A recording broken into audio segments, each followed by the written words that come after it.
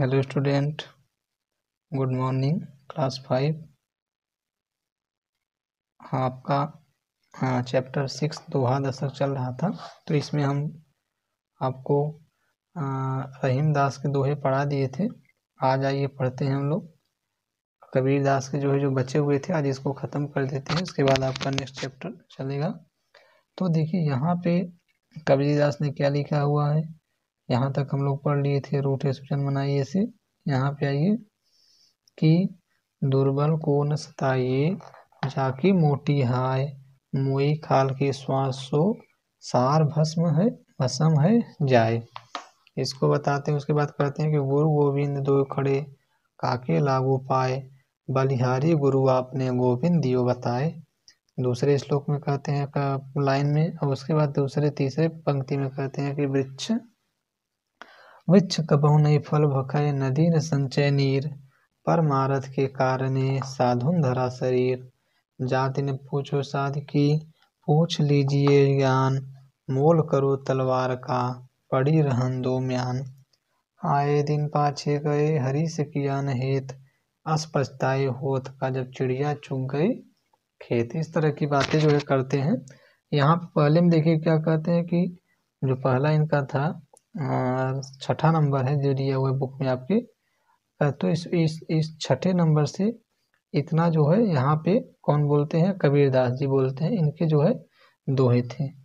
कबीर दास जी ने जो दोहों में क्या कहा, तो कहते हैं कि दुर्बल को न सताइए।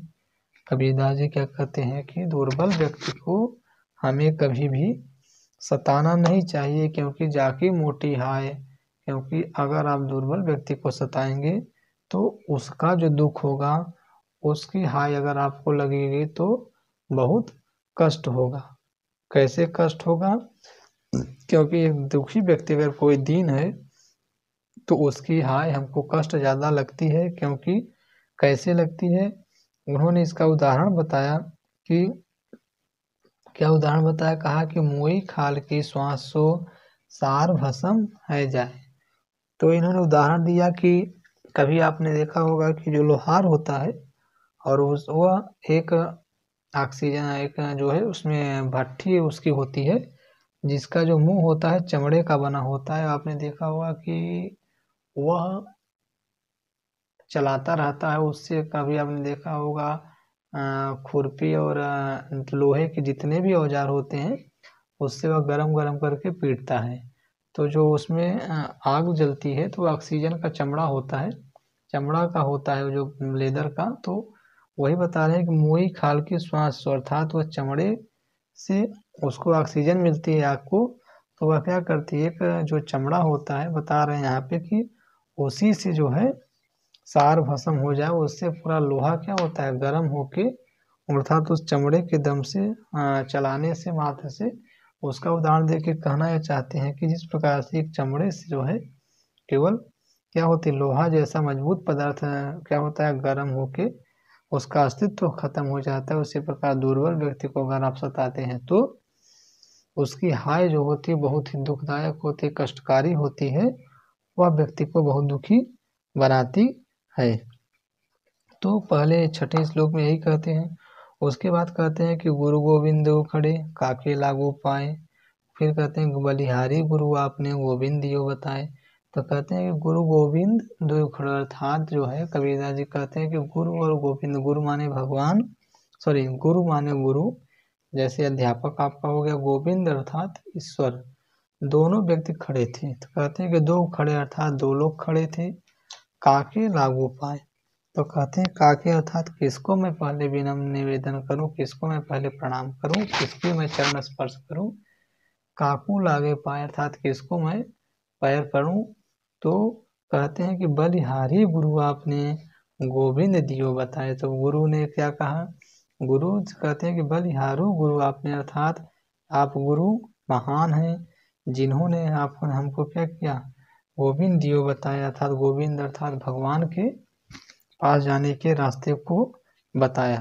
तो गुरु की महानता को बताते हुए कहते हैं कि गुरु गोविंद खड़े, काके लागू पाए, बलिहारी गुरु आपने गोविंद दियो बताए।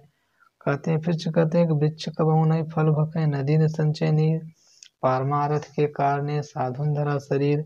तो यहाँ पर उदाहरण देते हैं कि वृक्ष कबहु नहीं फल भके, अर्थात जो वृक्ष होते हैं, उन्होंने वृक्ष और नदी का उदाहरण दिया। कैसे? वृक्ष और नदी क्या करते हैं, कभी भी वृक्ष जैसे अपना फल नहीं कभी खाता। वृक्ष कबहु नहीं फल भके नदी न संचय नीर, जैसे वृक्ष अपने फल का उपयोग नहीं करता, उसी प्रकार नदी अपने जल का उपयोग नहीं करती, उसको संचती नहीं, अर्थात उसका उपयोग नहीं करती। उसी प्रकार कहते हैं कि परमारथ के कारण साधु धरा शरीर। और जो साधु लोग होते हैं परमारथ अर्थात परम अर्थ, परम प्लस अर्थ, परम दूसरों के अर्थ के लिए होते हैं, और वे कभी अपने शरीर के लिए, अपने लिए उनका उपयोग नहीं करते हैं। फिर आगे उन्होंने कहा कि जाति ने पूछो साधु की, पूछ लीजिए ज्ञान, मोल करो तलवार का, पड़ी रहन दो म्यान। तो एक उदाहरण उन्होंने क्या किया, बताया कि इन्होंने कहा कि साधु ने पूछो जाति की। अगर आपको जाति पूछनी है तो आप जो है साधु होते हैं, जो महात्मा होते हैं, उनका आप जाति मत पूछिए, उनका आप जाति मत पूछिए, उनसे पूछ लीजिए ज्ञान, अर्थात उनसे केवल आप ज्ञान लीजिए।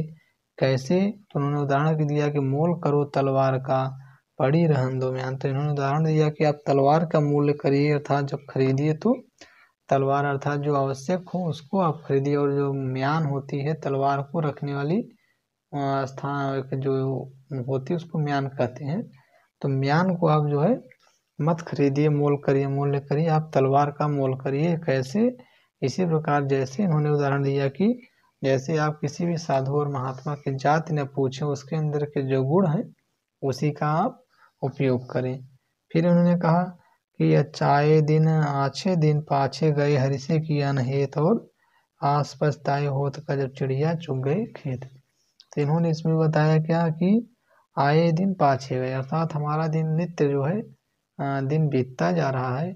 एक दिन आया और फिर अगला दिन चला गया, फिर अगला दिन आया और फिर अगला दिन गया, और ऐसे ही एक दिन बीत रहा है और एक दिन पीछे जा रहा है। तो कहते हैं कि हरि से किया नहीं, अर्थात दिन बीतता जा रहा है, हर से अर्थात उस ईश्वर से, उस भगवान से हमने कभी भी संबंध स्थापित नहीं किया। तो उदाहरण देते हैं, कहते हैं कि अस्पस्थाए होत का, अब पछताए, जब दिन बीत गया, बालकपन से बचपन बीत गया, फिर एक युवावस्था जो आई वह बीत गई, और वृद्धावस्था में अब आ गए, तो कहते हैं कि अस्त पछताए होत का जब चिड़िया चुग गई खेत, और अब तो वृद्धावस्था, मरने की अवस्था आ गई, और अब जो है हम क्या कर सकते हैं, अब ईश्वर के जो है ध्यान क्या आप करेंगे, क्योंकि अब तो समय निकल गया। तो इस तरह से कबीरदास ने अपने दोहों में 5 दोहा दिया, जिसको समाज के व्यापक परिवर्तन के लिए अर्थ बताया।